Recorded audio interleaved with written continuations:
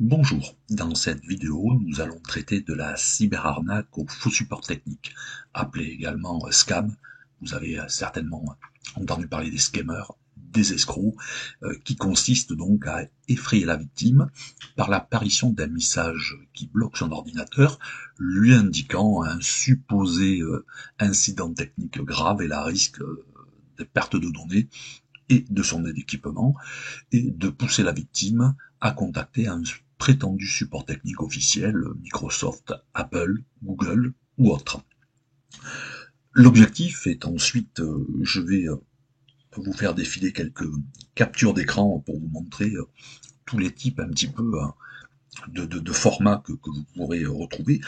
L'objectif de ces escrocs est de vous faire appeler le prétendu support technique avec un numéro gratuit local.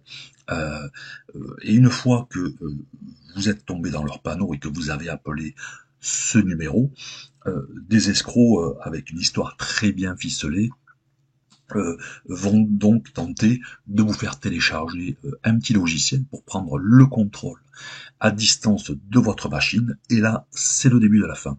Donc évidemment, une fois qu'ils auront le contrôle de votre machine, ils font ce qu'ils veulent, hein. Ils simulent tout un tas de choses, ils vous volent des données, des documents, pièces d'identité, numéro de carte bleue, enfin, ils ont vraiment le contrôle total de votre machine, et donc ça, c'est vraiment le début de la fin. L'objectif de tout ça, c'est quoi? C'est de vous soutirer de l'argent. Donc, de vous soutirer de l'argent, premièrement pour un pseudo dépannage qu'ils vont faire.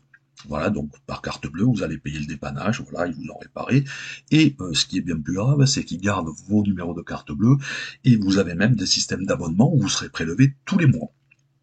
Ça, c'est dans le meilleur des cas, et évidemment, vous doutez bien que vos numéros de carte bleue seront vendus, revendus et revendus, et c'est vraiment ça le début de la fin. Donc on voit que c'est très bien ficelé, les messages sont très anxiogènes, et évidemment, tout est fait, effectivement, pour que vous appeliez ce fameux numéro.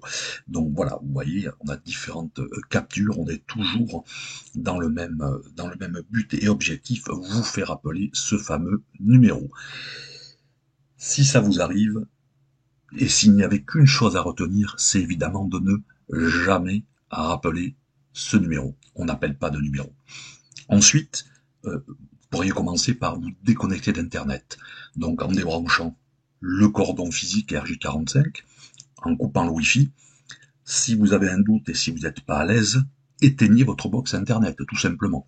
Ça permet d'isoler votre ordinateur, ce qui permet que s'ils ont déjà téléchargé sur votre machine un logiciel de prise de contrôle à distance, s'il n'y a plus Internet, ils peuvent plus rien faire.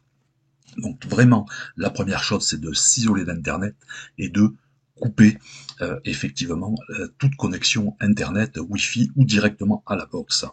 Ensuite, les autres opérations seront à faire si vous êtes un petit peu à l'aise avec l'informatique. Sinon, il vaut mieux éteindre votre PC et aller chez votre réparateur local pour pouvoir traiter.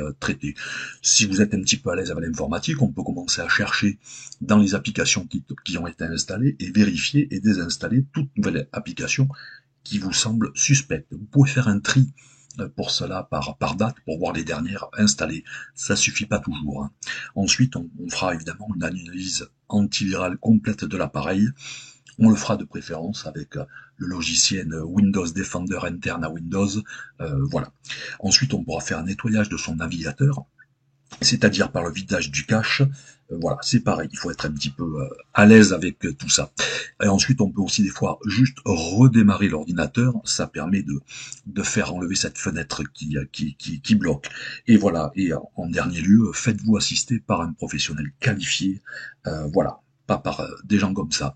Si ça vous arrive, il y a un site du gouvernement, donc www.cybermalveillance.gouv.fr, avec un numéro vert gratuit, et donc là vous tomberez sur des professionnels du ministère pardon, qui seront là effectivement pour vous assister. Ils ont un site très bien fait qui vous donneront plein de bons conseils, voilà. Voilà, donc s'il y a vraiment une chose à retenir dans, dans ça, c'est vraiment de ne jamais appeler le numéro et de ne jamais rien payer par carte bleue et en ligne. Voilà, j'espère avoir été utile et je vous dis à très bientôt pour une nouvelle vidéo. Merci.